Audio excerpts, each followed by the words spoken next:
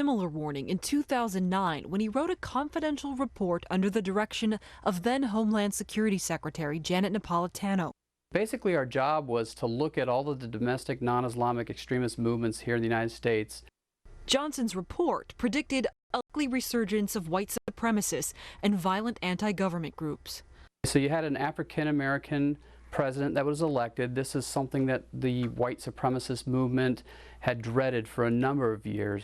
We also had a lot of militia groups formed because they were afraid a new Democratic administration would bring in usher a new era of gun legislation. So it's kind of a perfect storm of all these different things happening at the same time, which led to a boom in the far-right extremists.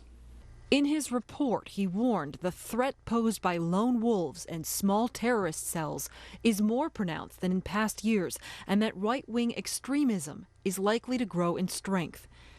He also said right-wing extremists will attempt to recruit and radicalize returning veterans in order to boost their violent capabilities. And what did you think would happen when you presented that report? Everything I thought was going to happen did happen initially. Secretary Napolitano was pleased with it. My supervisor was pleased with it. State, local law enforcement sent feedback, and a lot of it was positive. So everything was going well until it was leaked.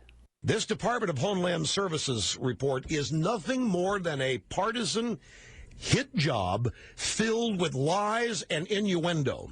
There are no Timothy McVeighs out there right now. Janet Napolitano has gone nuts. All hell broke loose.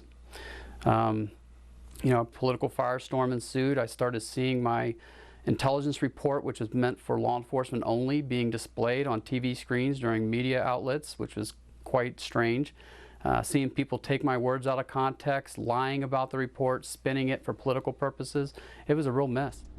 Critics fixated on Johnson's references to disgruntled military veterans and his failure to distinguish between conservative activists and violent extremists.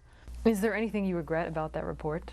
The two things I regret are the definition, and we should have been more sensitive to the veterans and what we talked about.